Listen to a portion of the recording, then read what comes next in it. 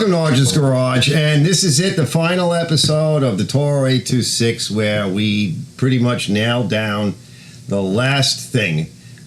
We've gone through everything on this machine with for the most part, a fine-tooth comb. It's kind of like a restoration in a way. It's I like to call it a refurbish, revival. It goes from, basically we went from something that is like a will it run, right? Getting it clean to see if it'll run, to kind of a revival, to a refurbish, something like that. Oh, and here comes my daughter, right?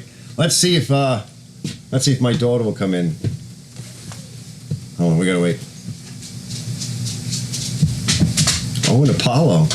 Come here. No. Come here, say hi. No. Just come over here. I said. All right, I gotta get the camera. Hi, doggy. That's Christine. No. All right, guys, that was my daughter. We gotta go get the doggy. Where's the doggy? You don't know where the doggy is? She doesn't want us saying. So anyway, getting back to this is the final video, and I hope you guys enjoy it. I really enjoyed everything so far. That snowstorm was freaking killer. I really had a good time with the machine on that. I love this machine. It's a great machine. I could not afford it if I had to go out and buy it. I would guess that a machine like this is probably around $2,000 new. And I've said enough. Come on over here, daughter. Come on, let me get my daughter. We wanted to say goodbye. And for those of you that are new to the channel, welcome to the channel. And this is my wonderful daughter, who I love absolutely. The best thing that's ever happened to me. I'll see you guys in a little bit, and stay tuned.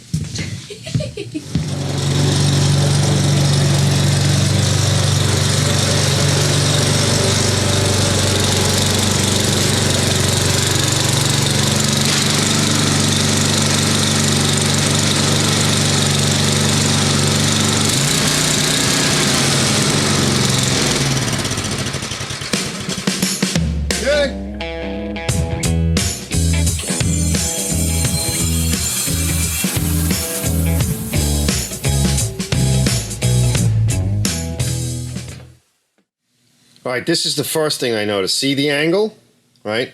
Because when I bent it last time, it cocked it. We need to straighten that. So I'm gonna get a bucket with a wet rag and some tin foil, and we're gonna cover this wheel in tin foil and whatever else we may need to, and that'll give also the carburetor a chance to leak down a little. We'll start off with that, and then we'll see what we got. All right, I'm gonna use this tip, right? Medium, should give me good heating. All right, let's see what we come up with. I'm going to heat it here, where I heated it before, and then try to pry it down. I'm going to use this smaller tip to see if I can control the heat, and I've moved the wheel out of the way.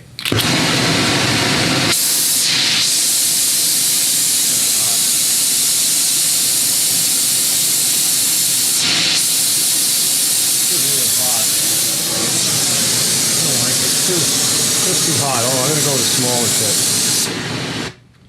That just feels too hot. I'm going to go with the smaller tip. That's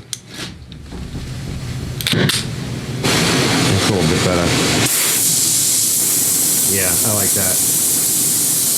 That should give us enough heat control and enough heat with the O2. Right here.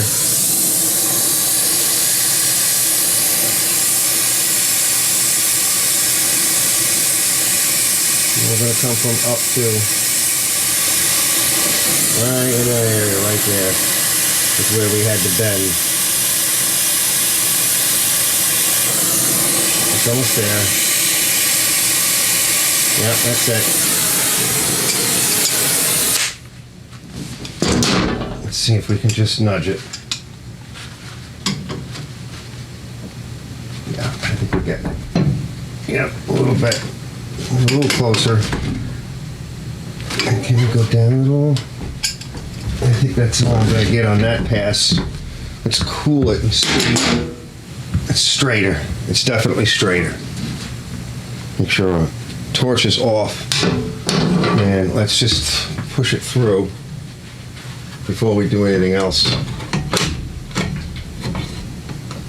Alright, she's able to move. Alright, I'm going to cool it and check it.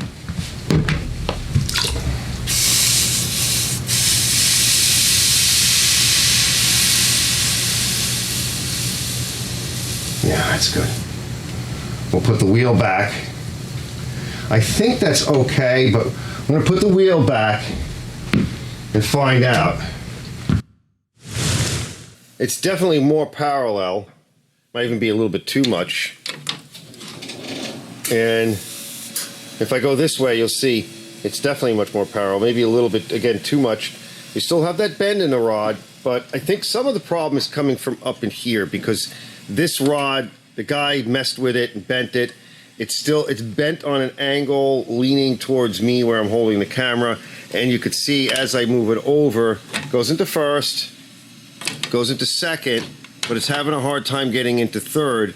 And I think if we correct the bend on that rod now, that's what we should do next. Let's make sure that is better before we keep poking around down here and make this worse and cause a bigger problem. All right, so I got this off. Now, you see this angle? That's not a natural angle, and we're going to put it more to straight. See how it's leaning as well? See? Right in here. And so I think this is where a lot of the bending is coming from. And it's been messed up here too. So I'm going to start off with heating it down there. And it's also back the wrong direction. I'm going to do it one step at a time. Let me think about what I want to bend first. See that? So I think I'm going to turn it this way first. See the way it's sitting in the vise? So I'm going to heat it up right there and just try to bring it more straight a little bit, and then we see what I want to do from there. Yeah, so just shove it over this way a little bit, and I think we'll then this forward a little bit. Okay. Sorry I didn't show a lot of the heating and bending, but I'm telling you what I'm doing, so it's a lot closer to what I think it might have been originally. All right, let me make sure it's cooled off and make sure it fits, because I wind up crushing these, and then we'll install it. I decided to scratch that up a little bit, this plate up a little bit more with some 80 grit, because it is a steel wheel, and I cleaned it off. Now I'm going to put a little bit of that acid on there to develop a bit of that pickling effect, where it will leave a bit of that zinc, and this won't flash rust so fast. When I opened it up, you could see in there it hadn't rusted at all. All right, I'm about ready to close it up. So again, I went over with a rougher pad, then I put that acid on, I let it sit, for about 10 or 15, not that long. Wiped it off, I wiped this off again, and then I ran a little Scotch-Brite over it, and then wiped it again. Cleaned the inside here, because I hadn't done that last time, also on this side. So this wheel, grease can't come flying off anywhere and get on it. I want to take the belt cover off when we put it down, because I see a lot of dust and stuff, so it could be prematurely wearing these belts. Those pulleys were pretty rough. They hadn't been used in a long time. We're going to do our inspection. I ran this thing real hard in that blizzard, so this should be much better when we put it in gear. Now that's first now, all right, and we were having some issues. It's grabbing real good, right? You can barely move it in one direction. You can kind of move it more in the other, but it's kind of grabbing. It might need to move over a little bit more. How you would do that, I guess we could bend up here a little bit to do that, instead of trying to bend down here. So if we wanted to index this over a little bit more, I think we could do that. Second is in an excellent spot. It was always a very fast gear, but a good straight line run gear, never overloaded the machine. And third is basically your highway gear. You need to move it about someplace over a longer distance, and you just can't be waiting. It's excellent for that. So I think we're ready to at least close this up, and then I want to look to see about a neutral safety switch. That was what was once the neutral safety switch. I keep throwing these things out off a lot of my junk motors, and I thought I had saved some. This one requires an extension arm on it. Let me see if I have one. You can see there's some fuzzing, and we'll rinse this in a little bit, because if everything works good, I'll bring it outside. We're going to use the hose today. This is the new belt, I believe, which I forget because now I got to watch the video again. But the one in the back, that's an original belt, and you can see it's a little bit beat. But don't forget, right? These pulleys particularly they have not been run in a while. They need a good polish. So if we have to get a new belt next year, at least this belt back here will do that. This is just some of the fuzz that came out of the bottom of the pan. The rest I actually wiped with the rag, and quite a bit came. All right, let's give it a test.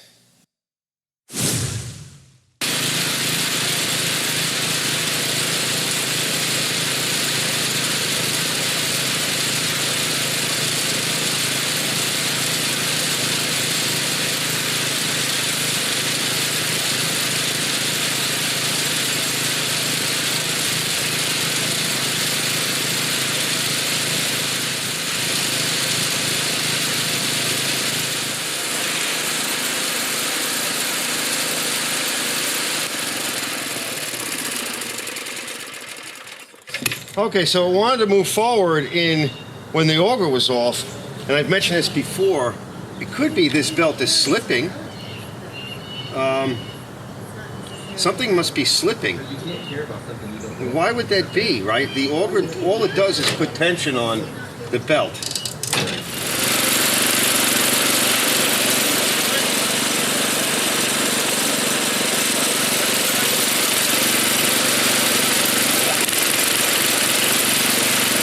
And the belt's not terrible, but maybe we'll just try moving that idler in a little bit more. Let's try that. Let's give it another test. It definitely moved forward quite a bit. So it's just a fixed idler, and it's still very loose.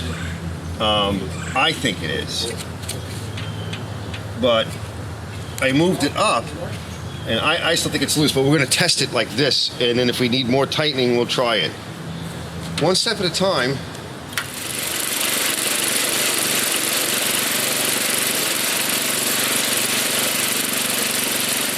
I doubt you're going to be able to see it, but right here, right where that screwdriver blade is hitting, let me see if I can get you in. Right there. What that is that I'm hitting, you're hearing? What happens is that moves over towards the gear in the chain when you throw the auger drive on. And it kind of cocks this chain, you know, puts a shock in it, and then whatever, it may have even damaged the transmission, it then starts to slip. All right? And it won't move. The tire stops spinning. All right, I'm actually working it out. What we're going to do next is we're going to pull this off or just loosen it so I can get out of my way. Let me sandwich this back together again, just throw a bolt in, just temporary. Pull the belt off, and then we'll split the case a little bit more. This is almost out. And I don't know if you can see it, but there is a notch, right? There is an angle cut on the wrong side. Yeah. All right, we're almost there. Let me work a little bit longer. But yeah, I can see the chamfer, the shoulder that was put there. Shoulder, really. We're going to put it in on this side now, where it belongs.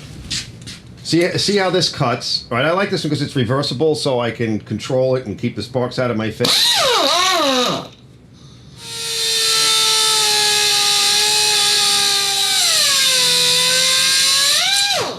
But you can see here's the factory. It was put on the wrong side, and that's what I made. All right, let's put it back together. All right, now you can see where it was hitting. Now, when I push this together, there's actually interference there. The chain moves up, some things move up, the way gravity hangs, sometimes it will catch, and that was what was happening, I believe, right? I could see it was hitting, but from the angle I was looking at, right, it looked like it was hitting something else. But we're going to find out, right? You can see it was chamfered on the left by factory. Now, this here is just the way it's hitting on this, right? Because as you bring everything up, you'll see what I mean. It goes up against this auger belt here, or this auger drive pulley. I don't see any movement in here, any issues. This is not fully bolted in. It's got to be bolted in the back. All right. So I'm going to do that as I bring the case forward, and we'll find out what happens. Okay, it's still hitting, but my guess it's hitting down here. So we're going to take another slice. My guess is that it didn't actually move that far. There was probably a shoe here. That's what this slot is cut for, because it takes a lot to make a slot like that. You have to punch it. And so that what probably went in there is some kind of a shoe that snapped in place, and it helped to stop this drum from turning by going against the pulley, right? So it probably didn't actually go, it probably stayed a little further out and was able to clear this the chain. But the chain is worn and it's sagging more, and this piece is long gone. So we're going to remove a little bit more material.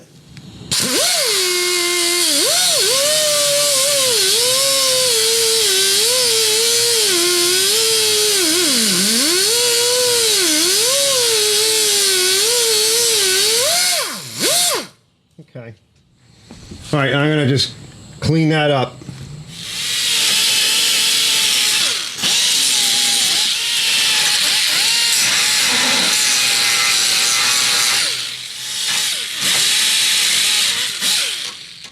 That should do it. Let's put it back together. Again. Okay, now that problem is solved. Now, the next thing I saw was up in here. Let me turn the light on. This was hitting over here.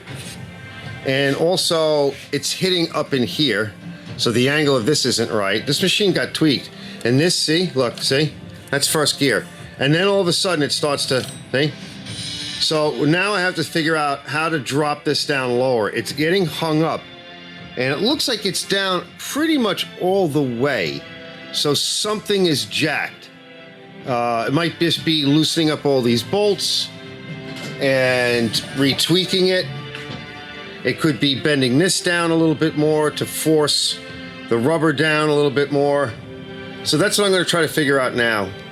All right, I think I got it. All right, let me see if I can explain without moving the camera too much. All right, so now we're in first gear, right? And it's hard to spin. This is difficult. So it was actually spinning and skidding and not really, gripping. And what would happen is when you go into second gear, it wasn't as bad, right? Because it was just a little bit of different angularity of this whole thing here. Also turns out, remember I told you this was bent the wrong way, and we bent that one last night or whatever. I was going to look in there again, but I think I got that right. This piece is also adjustable, not by very much. See, there's threads in here.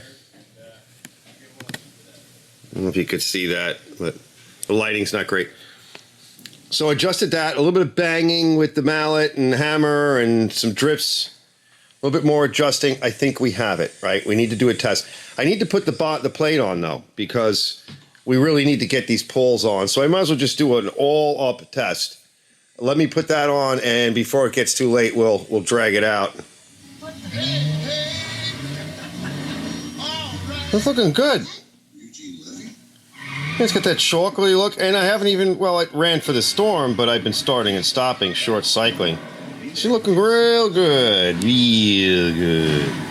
A few moments later. All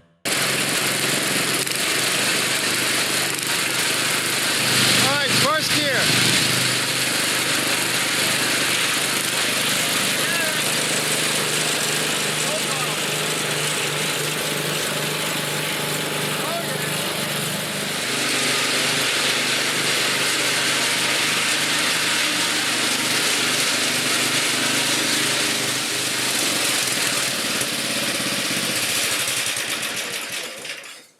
All right, it's working good.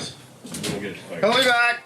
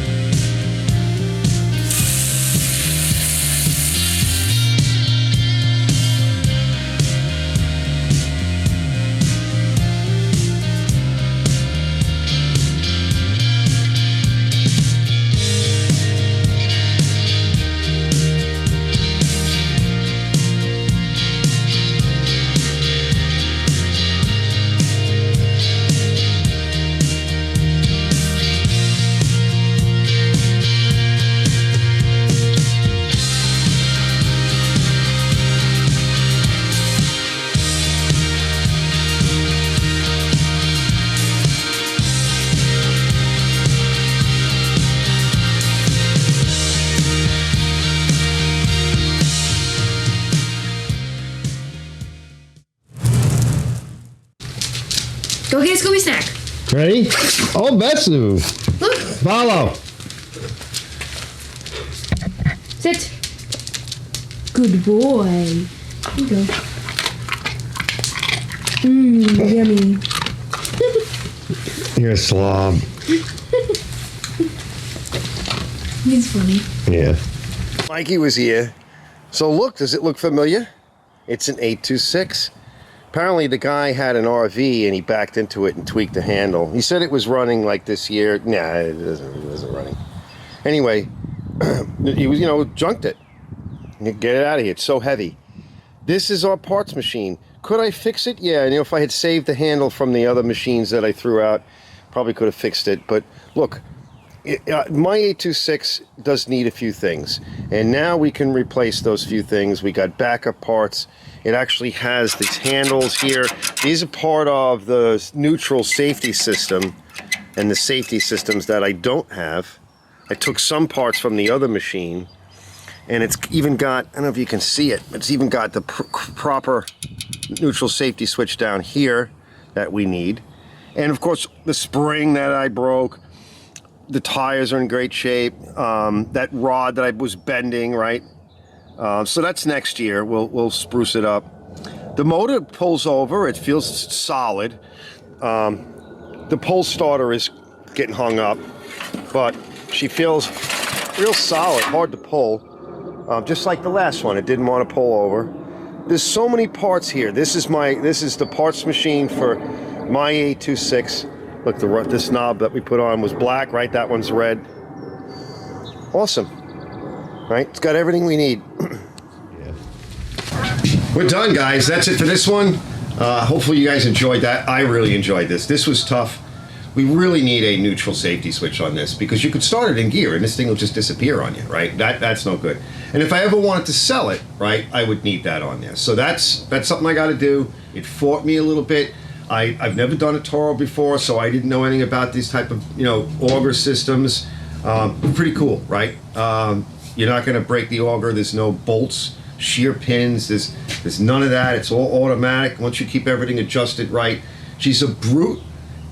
This thing, when I was using it, it either tried to go through it or it would just climb over it, right? I will see you guys on the next one, and thanks for watching this episode on Archer's Garage.